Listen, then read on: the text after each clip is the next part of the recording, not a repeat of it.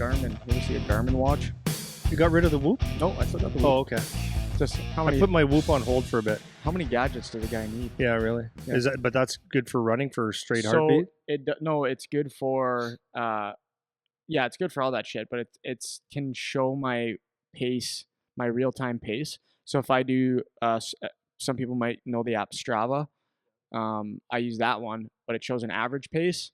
This will show me like a real time pace of how I'm running, how fast I'm running this second. So it'll show me my kilometer pace. So for the marathon training, it's useful to see where I'm at.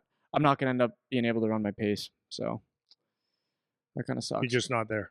I can't stay on the program. Like work just keeps interrupting the program. Yeah. So like if I stay up till 1 or 2, at the extremes, because it's happened a handful of times, but enough for it to be a problem. If I'm up till 1 or 2 a.m. because I'm doing work stuff, and then I get up at 5:30 to go run, it's a shit run. So there's your recovery, right? Yeah. And then even like yesterday, I was supposed to run in the morning yesterday, had a problem come up, and then I was supposed to run today and had another thing come up, and it's like, so if I can't get to bed on time, because I'm normally the early guy where I get up and do it before anyone's awake, but if I can't get to bed on time, then I can't get up early enough to be able to do it, because sleep is still number one. So if I can't cheat my way out of that one, so it's I haven't been able to stick to it to a T the way I think I would have needed to get my pace where I want it to be. So like it's gonna be, I'll do fine, but it's not gonna be what I wanted it to be, which is annoying. But yeah, but at the other side of the coin is running the marathon or half marathon is not.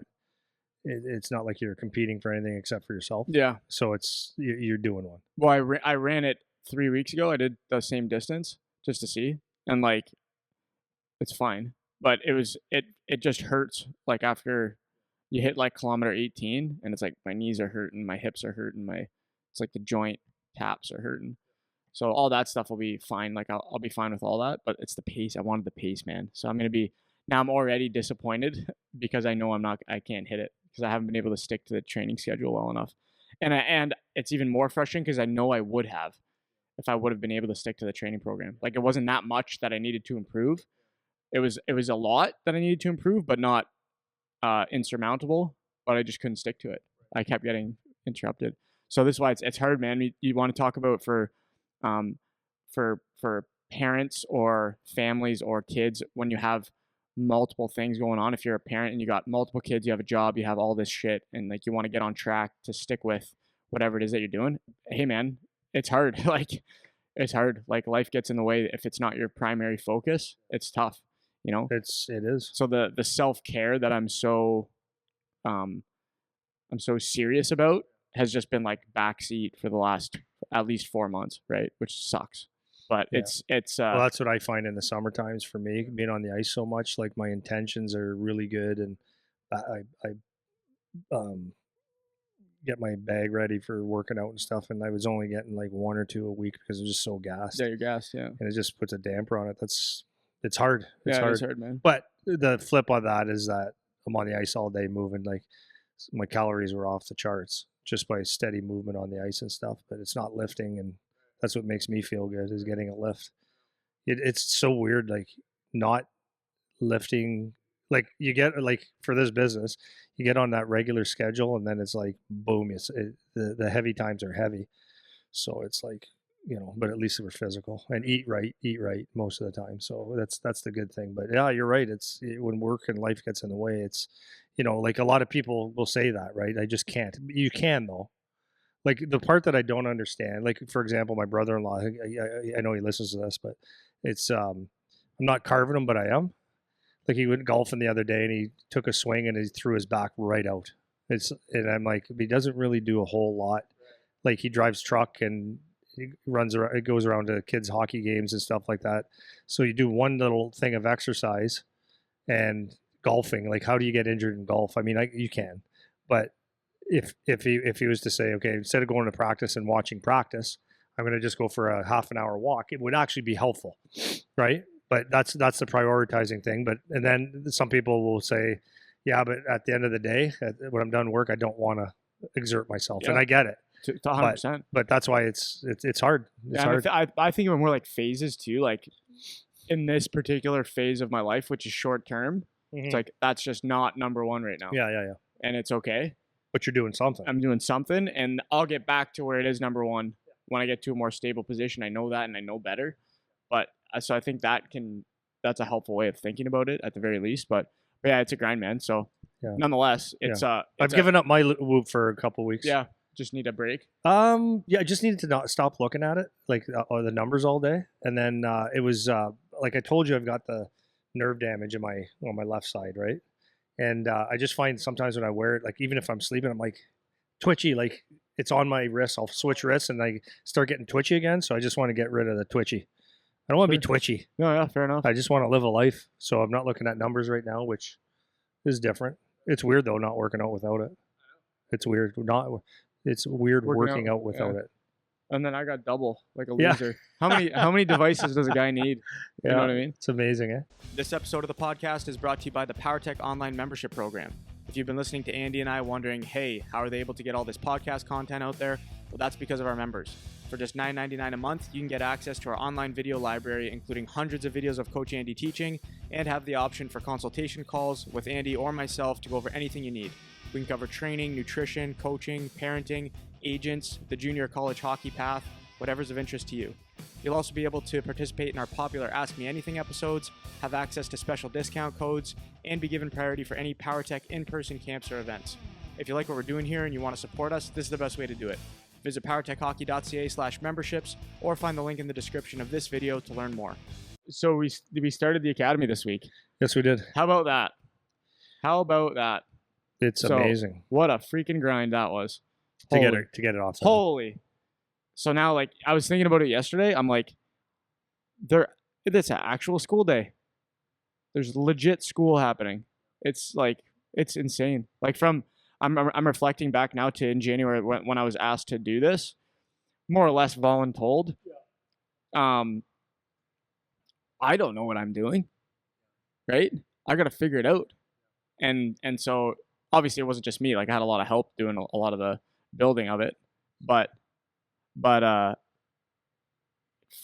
worked. You worked very, very hard. Yeah, it worked. Yeah. It's rolling, man. So it's a good staff. With my just being on the ice and not seeing all the background, I didn't. This morning you gave me the first tour of the classrooms and the dressing rooms and all that stuff. It's amazing. It's amazing, man. Like what they've done to that building is amazing. It's like pro. It's like pro. It's amazing. It's amazing. Well, these kids, it's so funny. So I had they don't even know, like they're kids, right? They don't realize how spoiled they are. Like they don't realize what they have, which I don't blame them because they don't know. But I have kids like they're coming up to me, hey, can we get this? Can we get more of this? Can we get more of this? One of them was like, hey, I heard we're gonna have a chef for lunch. Oh yeah, like, for sure. I'm like, guys, you guys play for Detroit Red Wings? I'm like, how much more do you guys need, man? How much more do you want? So it's funny for the kids that they just don't even know, man. Like they have no idea how spoiled they are to be in that facility, to have the staff that they have and the people behind the scenes doing the work. It was cool to see it actually happen the first day. It's still pretty like stress mode, getting everything sorted out, like the day-to-day operations. Now they're actually in the space and we see the volume and all of that. But man, it's crazy that it's a thing. It's a real thing. I was asking the coaches, the team coaches, because like, so for anybody who cares, is we have one side of the ice is me and a coach, and it's strictly skill stuff. Like, so we're doing skills and not like, yes, we'll just call it skills, right? So we're working on individual stuff and passing and all that stuff. And on the other side is your team practice. So you got a couple team practices a week and you flip flop. So you're getting the skills, whatever. You flip flop the next day, you got skills, or you have a practice and flip flop. But I was asking one of the coaches today, I said, do you find it odd for yourself to have your team practice at 8:30 in the morning? And they like it's really weird. Like it's a different mindset because that's more like when skill-based stuff takes place, right? Seriously. So it's different. And so I think it was different for the kids too, because they're coming out and they're used to having a skill skate in the morning. So now they have a team practice. So it's a different mentality or mindset. So that's different. but it's really good though. Yeah, it's cool. I'm really I like we have some good staff. Like typically if I'm on the ice, it's the guys just kind of say they back off and they just move pucks, and you know, you get some every now and then you get someone that's a little bit more alpha that jumps in and teaches, but for the most part it's like, okay, Andy does it and we move pucks and he watches everybody. But here it's like I have at least one person on the ice that's, I would say, as engaged as me, like, and I would actually use that word, which is very refreshing. So you can work on what you need to work on, knowing that the other side's very well taken care of, and we collaborate ideas and stuff. It's very, very good, Yeah, very, very yeah, good. it's I'm very cool. happy with it. It's exciting to see like how it's coming together. So like through I guess for like an overview for people that maybe don't know what we're talking about, we were running a full hockey and school academy program now where kids come, they play for a school team, they do training in the morning and then they have their school day. So 8:30 to 11 Monday to Friday we do our hockey training, and then they do class 11 to 4, which and it's like regular high school courses, same credits, same all that. So it's meant for like NCAA prep type stuff. So we have different components every day, and one of the more unique elements that I like about it is like the hockey stuff is the obvious stuff, you know, like on ice, the team practices and skill stuff. You have your off ice where you're training and all that. That's the obvious things, but it's those other components that even the parents don't realize the value of. Like we have Mac does video and like if you want to call it hockey IQ stuff, like learning about the game. Miles with mental performance stuff. We were talking today about doing a leadership course kind of thing, doing the nutrition and recovery and all that as a conversation with the students. That's where I feel like it's the most undervalued piece that actually is in the program. Even like even the multi-sport thing, like not great to have, but undervalued. Like all these other side things. So I was listening to one. Mac was talking to me about a couple of the parents talking, and like all they're talking about is the ice time. Like all they're talking about is the ice time, and like we come back as the guys that are more professionals in the industry, and we're like, this other stuff, guys, this other stuff is where you're really going to see the engagement and where the learning occurs, you know, and because it's so much more than just on the ice when you get to higher levels. And it's funny, or it's not funny, it's predictable. The younger parents, like the younger players' parents, are the ones that are more concerned about the ice because they don't know what it's turning into, you know. So maybe talk a little bit about some of those other things, the leadership course or whatever, how you're thinking about that, and just some of those other elements that we're bringing into it. Yeah, I'm excited about spending time doing the leadership course, and we're calling it a leadership course. Um, you know, another term I would call it would be a captain's class, just learning how to lead. And my first class will be on Friday, and it kind of laid itself out today, like because I was going to talk about like if you're going to be a leader, and a lot of kids don't even know what a leader is, right? Like, and if you ask the question, what's a leader? It could be anything from the best player on your team, the loudest guy, the guy that then it could be the guy that does the right thing, or you know, there are various things, and everybody can lead, and you in your own way, you have to be a leader, and it's not about taking a team and putting them on your back. That's not what we're talking about. So what I want to get across to them is that they have to be able to lead themselves, right? So if you can lead yourself, so what does that mean? Okay, so like today, Mac, he had his team practice and there was a couple guys just a couple minutes late. A couple guys didn't have neck guards on, and various things like that. So like that's leadership 101, right? Like you can't be a leader on the team if you're late for practice, right? What's the excuse? I don't understand what it could be, because if it was at 7 o'clock at night, would you be late, right? The guys didn't do their stretch. Well, you did it every other time. Why didn't you do it today? Because it's a different thing. So it's like the mindset of putting yourself in a situation of leading yourself to have your best performance every day. So what I will start with on Friday is like simply that, like this in the smaller, like we talk about like fitness, not, you don't have to go and start the hardest program ever. You go with the lowest hanging fruit and do that successfully, and then you could add. right? So it's the same thing with being a leader. It's like if you can take control of your own life and do things right, the smallest things right, proper, whatever the word is supposed to be, then you become an example, or you don't necessarily become an example like, oh, wow, he's always on time. No one's going to notice that.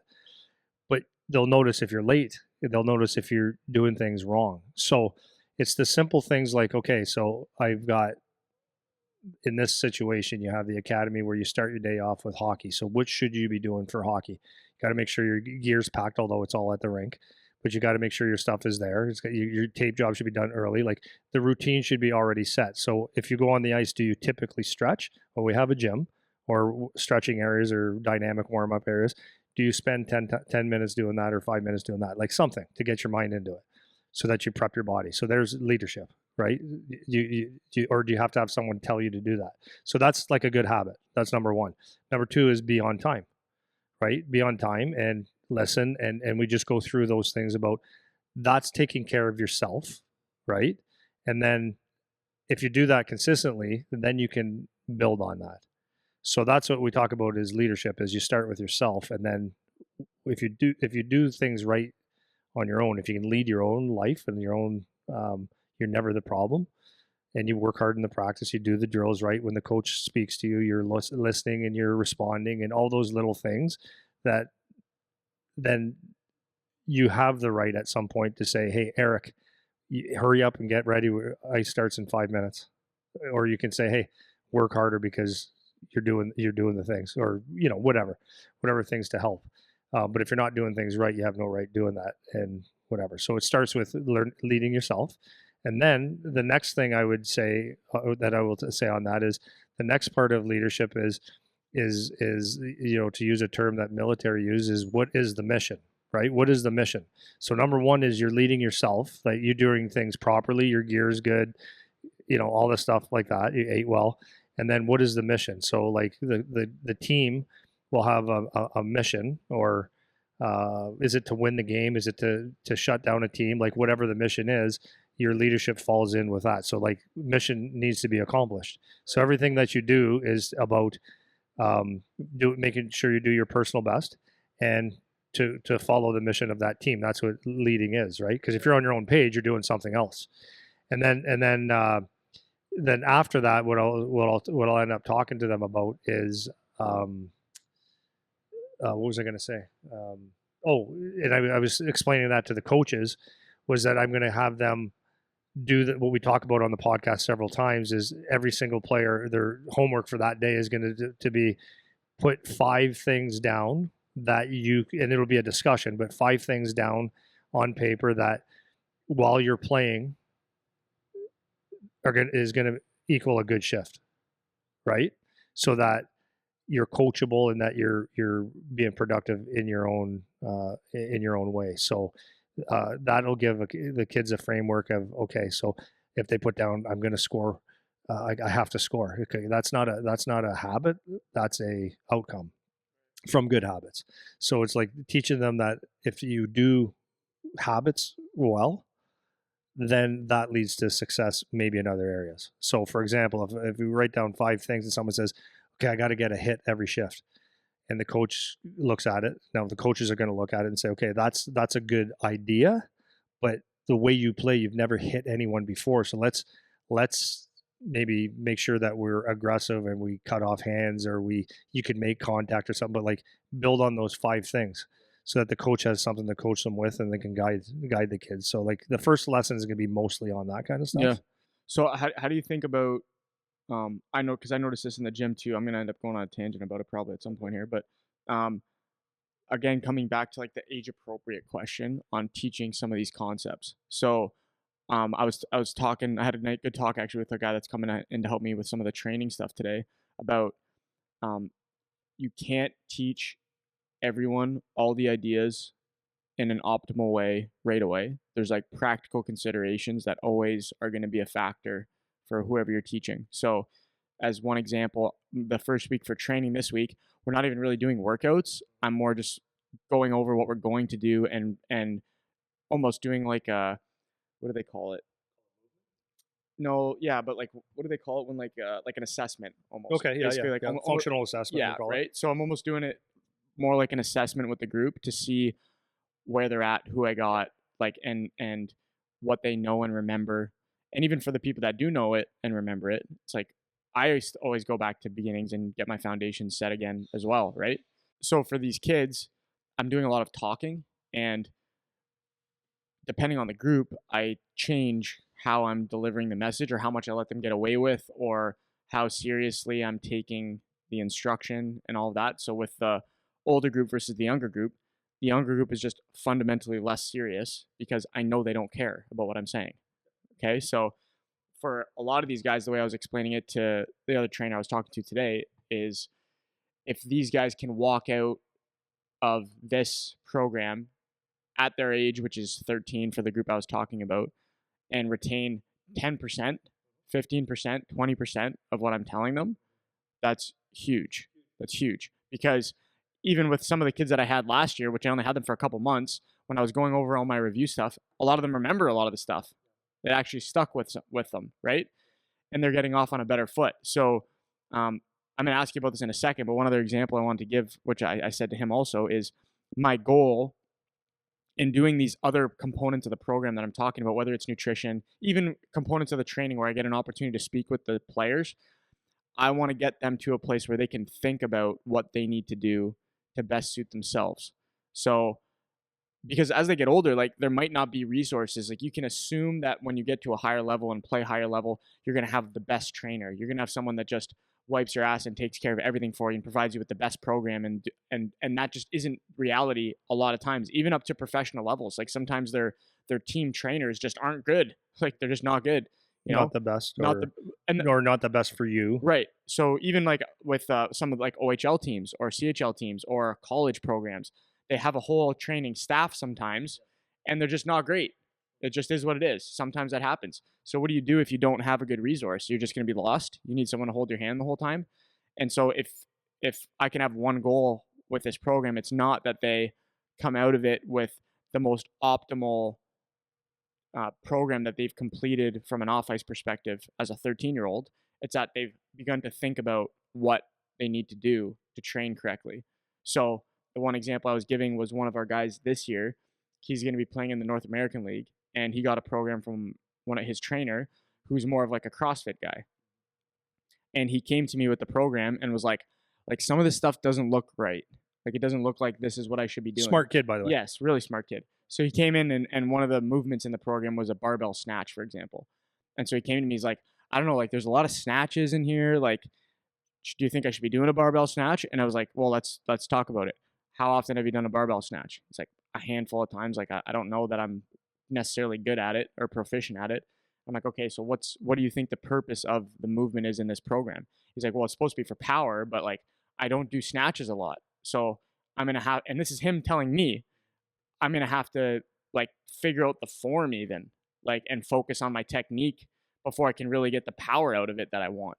And I was like, beautiful. Like that is a perfect example of the work that I've done with you for the last 4 years paying off. Like you just came to me, were able to analyze a program by yourself and say, I don't think this is right necessarily, without just scrapping the whole program and saying this is stupid. So he followed the program. He did it at the gym with us, and he would just come to me and ask, like, what do you think about this movement? If he had a question or he was unsure. And so we ended up tweaking the program so that it fit more for him as an individual, as opposed to just following blindly, this is what my trainer said to do, and then not actually getting the benefit of what's intended from the program. And that is what I want. Yeah. So essentially, to coin a phrase, you gonna laugh at? Probably. Yeah. But it's true. That's what you want to do as a coach, as a parent, as anything. Is you don't want to just like it's. You give a guy a fish and you feed him for the day. Teach him how to fish. You feed him for life. New Testament. Yeah, but isn't it the truth? Yeah. Right. If you give if someone walks in and that's what you don't want is a bunch of people just walking in. Okay, today we're doing squats or whatever, and the kid goes, okay, today I do 3 sets of 8. Okay, at 80%. Okay, so that's what you do, and you don't think about it, and there's Mm. no thought process, and you walk out and you don't know what you did that day, why you did it. You want your students to be able to ask a question and know what this is for. So like, I know that you do this, and what I do on the ice too is like, today on the ice it was the same thing. It's like, we're going to be doing A, B, and C. The reason we're doing this is because I think there's a deficiency in, like, we'll talk at passing and quick touches and shooting with your feet moving. So we're going to do a lot of reps, and then hopefully you understand. You give them the why, and then you try to apply that every time you're on the ice in these situations, so that they can say, okay, we're doing this because of this. Mm-hmm. And then maybe it gets them to think, okay, well, why this or whatever. And then they do it, and they think about it. They're not just doing a drill or doing a lift and they're walking out and going, okay, what'd you do today? It's like, I did squats. Okay, Right. what was it for? My legs are sore. Right. So they can think, okay, I did squats, I took a rest here, whatever. And then the other side of it is, as you get older, especially, I remember Dalton telling me this, Charlie will say this to me, other guys, that when they don't feel like, sometimes, like, yeah, when you work out and you pay attention to things, you're more in tune with your body and the lifts and what they do for you and stuff. And sometimes, if you're just your body, if you're honest, right, you're talking honesty too, if your body is just pooched that day, and squatting is, I'm using that for an example, squatting is, or you got a little bit of soreness somewhere, maybe it's not the best idea. How do I work around it? And you to be able to communicate that with you or a coach and say, like, this is what's going on, is it still a good idea? And then maybe have a conversation and say, yeah, no, it's still good because, or, oh, okay, no, I'm glad you told me because whatever. So Dalton had a lot of trainers in the NHL where he was like, okay, I don't believe in that. I just don't believe in that for my body, right? So we had to have those conversations, or do something on the side. He might have to toe the line, but then do something on the side to compensate for that. Right. Right. Yeah, and like the beauty of this, particularly at their age, is because we have such a long runway with them, because we're talking years. We're talking 10 months for this year, but then a lot of them will still be back. So it's like we're talking multiple years of this kind of mindset. They don't even realize what they're learning because they're so young, and it's like so impressionable, and the stuff that they're going to absorb just by default because they're around. That is the biggest benefit of being in this kind of environment with the program that we have. So I think that's what is the most exciting about it. And people would never think of that. You know, all of them are like, oh, all this ice, all this cool stuff, the team, where we're going to play, who we're going to play against, and all these things that to me are like second order details. They're second, third order details that are far less important than what their day to day interactions are going to be, the day to day environment that they get to be in for hours and hours and hours.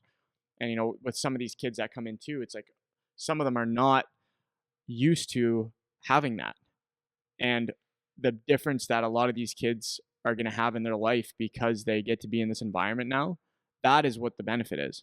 And it's so funny that it just goes unseen. But here we are, we sit in the background and talk about it because it's unbelievable that they're going to get to sit for multiple hours, 5 days a week, maybe more for weekends and games, that this is the information that's going to be in their head.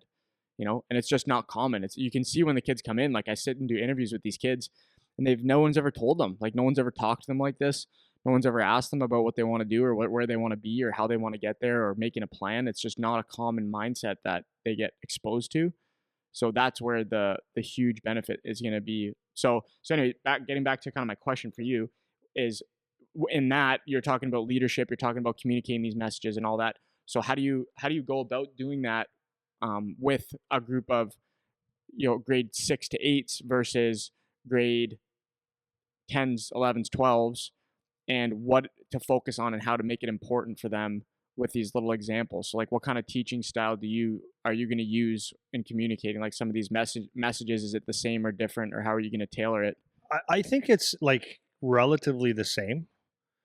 I think you can speak a different language or a different tone as you get older, right? Because your expectations of a 7, or not, we don't have 7-year-olds, a 10 or a 12-year-old would be, you expect them to be on time, but it's not if they're on time or barely on time, for example, and they're talking in line and it's like they're not totally focused. It's not like you should know better. necessarily. For some kids, that's not true. But maybe the first conversation on that would be, you lay that expectation out. Like, and that's what we're doing this week, right? It's like, it's important that you're on time because of this. It's important that you're on time because your coach sees everything, that it's disruptive. And then you go through the reasons why, and you let them take that, right? You give them a little bit, and you take that. So if they take that, then, so I'm just using late, for example, right? So if they're late the second time, it's like, hey, did you not understand what I meant? Like, this is important that you're on time. It's a little bit more stern, and here's why again, right? And that can only go on for so much. Then you have a different tone. If you're dealing with a 16-year-old, you can look at him. He steps on the ice. Let's say it's 30 seconds after, whatever. And now there's maybe a consequence right away. It's like, you're 16 or 17 years old. Like, why are you late?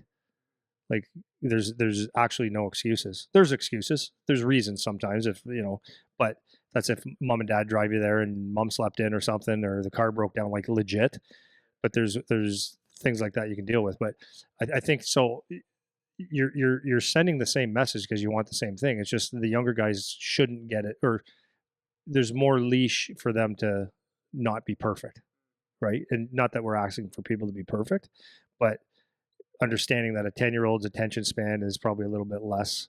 They want to have more fun, like all that kind of stuff. Like, you have to have an understanding of that, but it should never change the fact that when a coach is talking to you, that you look them in the eye, or you say yes, no, like, you give them answers. Like, those are building blocks for life, right? So, like, I would expect our 12-year-olds to, when you say hi after a month, like, if they come from programs or come from houses where it's like that's never been told to them, it should be an automatic walking through the hallway. Hi, coach.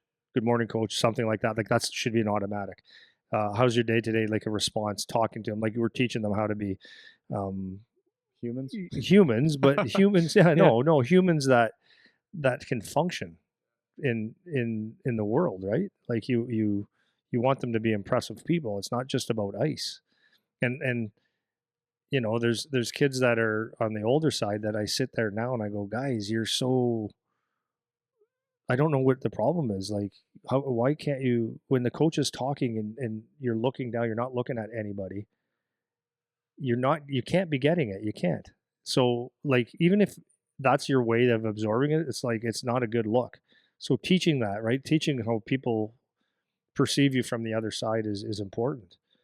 So, I don't know if I answered that question. Well, no, yeah, kind of. You're in the ballpark of just like addressing the different age groups with different styles. So you're talking about changing tone, and you can be a little bit more quick to snap with older guys than younger guys. I also think a part of it too is the level of abstraction that they're able to understand as older kids. So if I'm going to talk about why leadership qualities are important, they can get a better grasp on, well, if I have an interview, that's going to matter. If I have a job, that's going to matter. If I have a meeting with my coach, that's going to matter. Whereas grade 7 or whatever, 10-year-old, 12-year-old, whatever it is, they have a harder time with that. They don't understand that level of abstraction. They can't think that far away. So for them, I think that piece, and using more practical examples all the time, like where they can see it today, the younger you go, the more important that is. Like, I was meeting with a kid yesterday, and he's not even that young, but asking him just basic questions about his future, and he's just like, I've never thought of that. It's like, when you're like, what do you see when you're 30? Like, where do you want to be when you're 30? And it's like, I literally never thought of that. Well, and Once. an 18-year-old might think that's like Right? 2 lifetimes away. Yeah, And so for this kid was 15. It's like, yeah, fair enough. Like, you never thought of that. Fair enough. But that's the thing, is like, we're hitting them with real life, like a real life environment, in a way that's super fair.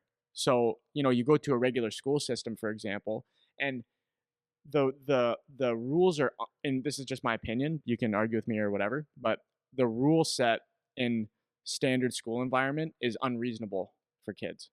It's unreasonable for a 12-year-old boy to sit quietly for 6 hours a day at school. It's just not, Not it's natural. not natural. It's hard to do, The norms, like the social norms of school, they're not the same as the social norms with their buddies. you know? And so we have the benefit of having both environments in the same place. So they get to go to the gym in the morning and go on the ice where they're with their buddies being social with their friends, and hop to school environment and get a direct contrast of like, okay, this is when you're with your buddies, with your friends, this is socially acceptable. When you're at school or at a job or fill in the blank with whatever more professional environment you're going to be in, that's not okay. And now we are learning how to shut it on and off, or turn it on and shut it off. And it's very fair, at least coming from me. I try to keep it as fair as possible. I give them the leeway where it makes sense, and I take it away where it doesn't, so that they can learn and grasp the lesson, you know?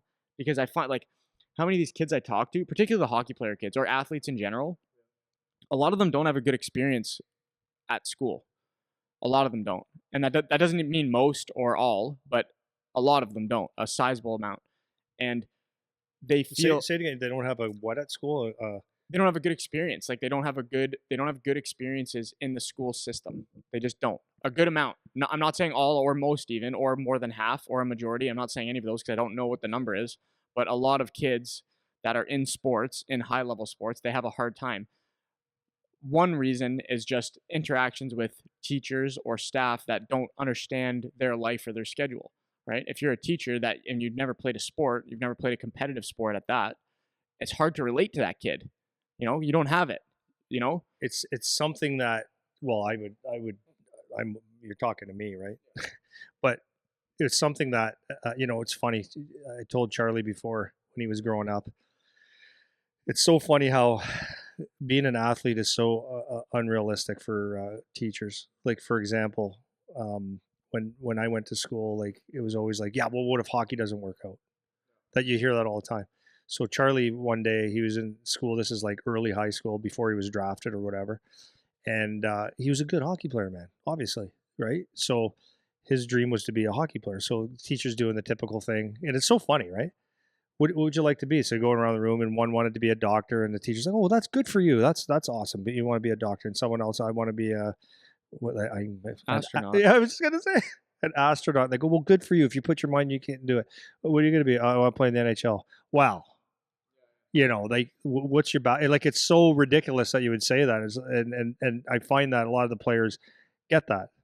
It's okay to be a doctor even though you got a 64 in class. If you put your mind to it, you can, but you can't be an athlete. Well, so imagine the thing that you care about most, and whether the kid is naive or not is irrelevant, right? It doesn't That's my even matter. point. Why do you have to squash this kid's dreams? So now this kid walks in this class and he's like, I hate your guts. I hate your guts.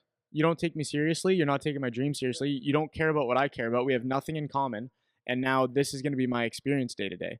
And again, I'm not saying everyone. I'm not saying all the time. I'm saying it's common enough in my conversations with kids that this is what they say. So they come to me with their report card and it's like, dude, how are these your grades? How? And it's like, well, that teacher didn't like me, or I didn't like that teacher, or whatever. And they haven't been taught skills on how to deal with that stuff, which for sure, like that is, those are things that need to be addressed, but we have the environment to address it now, So they get to come out of a bad experience and they get to go into an environment where they are getting the same, they're going for the same outcome. They're going for their same university or high school diploma and on track for university. Same thing they would get in normal high school, right? Same thing they would get in school. But they're getting it now in an environment that's tailored to their interests, So that's where I see for a lot of these kids, they can see it like it's a fresh start, a new beginning for these kids that have a more difficult time with school. For the kids that have had a great experience with school already, bonus. It's like you're already doing great, and now you get to come to an environment that's even better because it's aligned with your interests. Like when I was in high school, if this was a thing, like I don't know if I would have been allowed to go, honestly, but I would be great. Like that would be the ideal for a kid that was like me. Like I would love that. That's the sad part, to be honest, is I look at this, like I was saying when you gave me the tour of the classes and the dressing rooms and everything that they're going to have. And that's not, just to be clear, that's not the BioSteel and our company saying, here's we're just giving you all this. This is the facility, the arena, that is building it for to make it a great experience. So it's not our company spoiling them. It's just they are getting top notch. I'm not talking Detroit Red Wings stuff, but I'm talking Nothing Oh, when I better. walked out, I said, Yeah. "This is a better facility than what the Guelph Storm have." Yeah. Yeah. Like honestly, like the school, the lounge, everything is not better, but it's like at least that. Yeah. And they're Professional. it's That's what it is. it's Yeah. really good. So, but the unfortunate thing is, like as to your point, is if that was my parents looking at that, they'd say that is awesome, but What do you want me to do? Yeah. I can't, man. Can't pay for I it. Yeah. can't. And even for me, I don't know if I could have. Yeah. You know, I would have loved to do that for my kid because it's great, but I don't know if they could have, and that's the part that kind of it's too bad. Well, and this is where like one of my like personal goals with it down the line, like as we keep going, is finding ways to make it accessible. Where it's like, because man, like the bottom line, it's one of the biggest knocks on hockey is cost for things. And you look at our like our program is it's insane. It's unbelievable. I can't believe that the kids are going to get access to this stuff. If you actually priced out this kind of program, and you can look at other academies that do it. Like you're, I want to make that clear. They've made it more affordable. Ours is ours is way more affordable, right? I didn't want people to think like ours is 150. No, like for us, it's like way more affordable than any other competing academy because we have sponsors that are making it happen, right? And this is where, for me personally, my point is trying to find ways over time to be creative to make it accessible still for local kids, for kids that maybe don't have the same opportunity, for kids that their parents don't drive a Lamborghini, man, and they can't just throw out however much money to do this. So that's going to be a challenge for me over time, is figuring out how to make that happen. But I think there's ways to make it happen. Yeah, there like, are. And if people could see, and you're going to see, at least coming from us, what is available to these kids and the kind of day that they get to have. It's like, how many teenagers did you are actually come home from school and like their day? Like, there's not a lot. Like, there's really not. Like so your school day, yeah. Right. You know what I mean? And so the way that we've assembled it now, it's like, imagine your kid loving going to school every day. You know, like your hockey player athlete kid loving school every day because they get to do what they want to do. You know, it's actually magic for these kids, which is sweet. So, so anyways, anything else about kind of like the academy launch or any other elements that you think are cool or you were surprised by or you like after going through the first couple of days?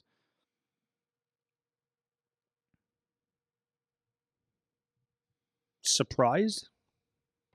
Whichever way. Yeah. No, I'm thinking probably not the answer you're looking for or the answer that you would probably think, but see, I come from a world where I appreciate everything. I appreciate everything. Like someone grabs me a coffee, I'm like, thank you, man. Like I appreciate that. Thank you. Like you didn't have to think of me. When my mom and dad went out and got me a hockey stick for Christmas, 2 hockey sticks, or 3 one year. I'm like, are you kidding me? I got 3 hockey sticks. I was so appreciative. Like I couldn't wait. We got a hockey jacket. Like we got our first time I got a hockey jacket. We got that or matching, believe it or not, gloves, and we were AAA, but we didn't have that stuff. With the year we had the gloves and the helmets, I'm like, this is unbelievable. Like this is the best. I was so appreciative, and if someone would say, hey Andy, do you want to jump on the ice with our team? Like this is what I'm talking when I'm 12, 14 years old, right? I loved hockey so much, and if someone said, you want to come out and skate, I'd be like, this is unbelievable, and I would be like the quietest guy, the happiest guy, and work the hardest and stuff.